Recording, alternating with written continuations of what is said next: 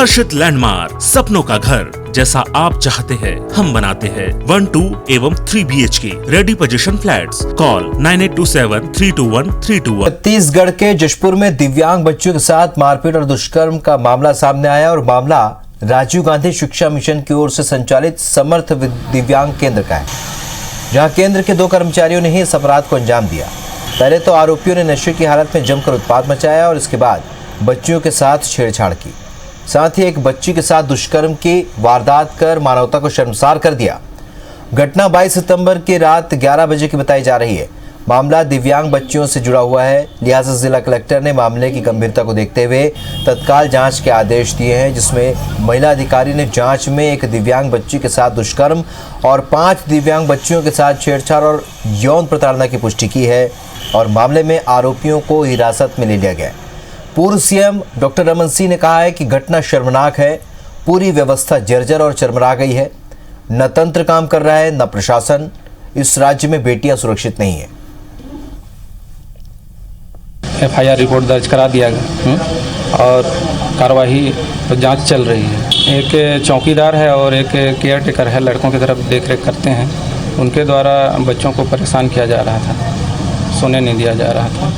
चौकीदार और care taker द्वारा छेड़छाड़ और दूसरी घटनाएं करने के संबंध में हमें शिकायत प्राप्त हुई थी और शिकायत के संदर्भ में जांच किया गया है और जांच पर से एक दिव्यांग बच्ची के साथ दुष्कर्म और 5 बच्चियों के साथ छेड़छाड़ की घटना की पुष्टि की हुई है और उस आधार पर प्रकरण पंजीबद्ध किया जा रहा है। देखिए, मेरी जानकारी में आते ही मैंने SP साहब से बोला है कि इस मामले की जांच हो और जो भी उसमें दोषी होंगे, जो नियमानुसार कार्रवाई होगा वो किया जाए। आपने क्या कार्रवाई की? फिलहाल उनको वहाँ से हटा दिया गया है। और जशपुर की ये घटना तो शर्मनाक है, शर्मसार करने वाली है। निश्चित रूप से पूरी व्यवस्था जर्जर और चरमरा गई है। बेटियां यदि सुरक्षित नहीं है किसी राज्य में, स्कूल जाने वाली बच्चियों को यदि इस प्रकार की परेशानियों का सामना करना पड़ रहा है, तो ऐसा लगता है कि कहीं भी न तंत्र काम कर रहा है न प्रशासन काम कर रहा है। तो दिव्यांग बच्चियों के साथ छेड़छाड़ और एक दिव्यांग बच्ची के साथ दुष्कर्म का ये मामला, जिसे लेकर अब लगातार सियासत भी हो रही है और बयानबाजी भी सामने आ रही है। तो इस वक्त हमारे साथ 2 मेहमान इस वक्त हमारे साथ फोन लाइन पर जुड़ रहे हैं। संदीप शर्मा जी बीजेपी से जो नेता है वो जुड़ रहे हैं, सुरेंद्र शर्मा कांग्रेस नेता इस वक्त हमारे साथ फोन लाइन पर जुड़ रहे हैं। आप दोनों का बहुत बहुत स्वागत है। जी नमस्कार। सबसे पहले सुरेंद्र शर्मा जी आपसे जानना चाहेंगे, क्योंकि ये जो पूरा घटनाक्रम है और जिस सामर्थ्य विद्यालय की बात कर रहे हैं वहां पर पहले भी अनियमितता की खबरें सामने आई है, इसकी खबर हमने भी प्रसारित की है। आखिरकार फिर इस तरह की घटना सामने आ रही, तो क्या ये माना जाए कि जो रिमोट एरिया, जो दूरस्थ इलाके, वहां पर इस तरह की घटनाएं होती हैं और उस पर कार्रवाई बेहद जरूरी है? निश्चित रूप से देखिए, ये जो घटना है शर्मनाक है, निंदनीय है और दुखद है। इस तरह की घटनाएं हमारे छत्तीसगढ़ के परिस्थिति है उसके अनुरूप तो बिल्कुल भी नहीं है जी। मगर मैं एक बात कहना चाहता हूँ कि लोग सिर्फ इस ऐसी घटनाओं के पीछे सरकार के खिलाफ आरोप लगाने में देरी नहीं कराते।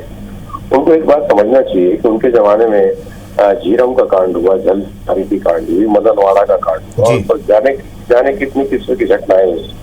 मैं ये कह रहा हूँ कि इसको जितनी भी आपराधिक घटनाएं छत्तीसगढ़ में विगत समय में हुई हैं, उसमें तत्परता के साथ पुलिस ने कार्रवाई की है और तमाम अपराधियों को पकड़ा गया है, उनके खिलाफ दंडात्मक कार्रवाई की गई है और त्वरित उसका निराकरण किया गया है।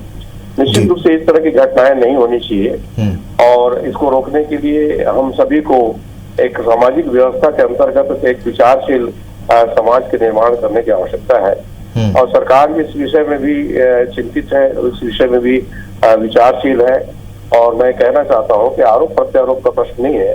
इस तरह की घटनाओं की हम भी निंदा करते हैं, मगर मैं आरोप को खारिज करता हूं। मेरा ये कहना ये है कि इस तरह की किसी भी अपराध के बाद तत्काल पुलिस कार्रवाई करती है और अपराधियों को पकड़ा जाता है। चलिए संदीप जी, क्या लगता है कि इस तरह की एक घटना या इस तरह की कुछ घटनाएं हैं, इससे ये समझा जा सकता है कि बच्चियों पर और महिलाओं पर दुष्कर्म या इस तरह की वारदात जो लगातार इस सरकार में बढ़ी है, जो आरोप है? देखिए, ये तो सीधा कह दिए कि मैं आरोप को खारिज करता हूँ, अब इसके बाद कहना क्या बच गया है। और ये बताइए, इन घटनाओं को नक्सली घटना से जोड़ रहे हैं, जो नक्सली वारदातें हुई हैं। तो प्रदेश में न केवल नक्सली वारदातें बढ़ी है, जिसका मैं खंडन करता हूँ, जो उसको भी ढकने की कोशिश कर रहे हैं कांग्रेस के प्रवक्ता जी। और ये जो लगातार केवल यही घटना नहीं है, जसपुर सरगुजा के अलावा कुछ समय पहले कांग्रेस के प्रदेश अध्यक्ष की विधानसभा क्षेत्र में भी बहुत गंभीर घटना घटी थी, उसमें भी लिपापोती करके उसको ढकने का प्रयास किया गया। और जहां तक छत्तीसगढ़ में अपराध का सवाल है, तो छत्तीसगढ़ में अपराधों की जो संख्या है, ये छत्तीसगढ़ की आबादी जो है 2.25 करोड़ है, बिहार की आबादी 12 करोड़ है। 12 करोड़ की आबादी वाले बिहार में जितने अपराध इस तरह के नहीं हुए हैं, उससे ज्यादा अपराध 3 करोड़ के छत्तीसगढ़ में हो गए हैं। तो इसको अगर कहीं देखें, अगर कहीं तुलना करेंगे तो बिहार से 4 गुना ज्यादा अपराध आज छत्तीसगढ़ में हो रहे हैं। और उसके बावजूद भी ये कहते हैं कि विपक्ष का आरोप लगाना काम है। ये आरोप है, बताइए। अरे जिसकी पुष्टिकरण हो चुकी है जिस तरह का आरोप की, और वो भी बताइए दिव्यांग बच्चों के साथ में, बच्चियों के साथ में, और उसको पूरी निर्लज्जता से कह रहे हैं कि ऐसे आरोप को हम खंडन करते हैं। आरोप की पुष्टिकरण हो गई है, सरकार बचने की कोशिश कर रही है। ये सरकार तो अपने लोगों को और अपने विरोधियों को ही निपटाने में लगी हुई है। केवल भारतीय जनता पार्टी के कार्यकर्ताओं के ऊपर मुकदमे दर्ज करती है, और जो भूपेश बघेल के मत की व्यक्ति नहीं, उनकी पार्टी में उनके खिलाफ सुरेश जी, संदीप जी को सुना आपने, कह रहे हैं कि अब लगातार जो है ग्राफ बढ़ा है अपराध का। नहीं, अपराधियों को तो बचाने का काम कर रही है सरकार लगातार। निश्चित रूप से ग्राफ बढ़ने के पीछे कारण ये भी है कि हमारी सरकार में लगातार जो भी FIR दर्ज करा रहे हैं, उनके अपराध दर्ज हो रहे हैं और वो संज्ञान में आ रहा है। मैंने कहा ना कि ये कहना कि अपराध नहीं बढ़े हैं या ये घटना अच्छी बात है, ये मैं नहीं कह रहा हूँ, मगर ये कहना कि न सरकार काम कर रही न तंत्र काम कर रहा है, ये आरोप जो है, ये आरोप बिल्कुल सर्वथा गलत है। और रमन सिंह तो कह रहे हैं कि व्यवस्था जर्जर और चरमरा गई है। आरोप गलत करते हैं, पुष्टिकरण नहीं, अपराध आपत्ति कर रहा हूँ कि डॉक्टर रमन सिंह का ये कहना बिल्कुल गलत है कि व्यवस्था चरमरा जाइए। व्यवस्था चरमरा जाती तो अपराधी पकड़े कैसे जाते, उनके खिलाफ कार्रवाई कैसे होती, और दूसरी बात, ये जितनी भी घटनाएं हैं इनका उजागर कैसे होता है, इनका FIR कैसे लिखा जाता है। सरकार अपना काम कर रही है, पुलिस अपना काम कर रही है। निश्चित रूप से समाज में इस तरह घटनाएं नहीं होनी चाहिए। इसके संदर्भ में आपसे अंतिम टिप्पणी। नहीं, देखिए, अपराधियों के हौसले बुलंद है। रोज छत्तीसगढ़ में नए अपराध हो रहे हैं, अपराधों की संख्या में बढ़ोतरी हुई है। न केवल दुष्कर्म के मामलों के साथ साथ हत्या, लूट, डकैती जैसे अपराध बढ़े हुए हैं। पूरे छत्तीसगढ़ में अपराधियों के हौसले बुलंद हैं। चाकूबाजी की घटनाएं रोज हो रही है। पुलिस निष्क्रिय है, मैं आपको बता रहा हूँ।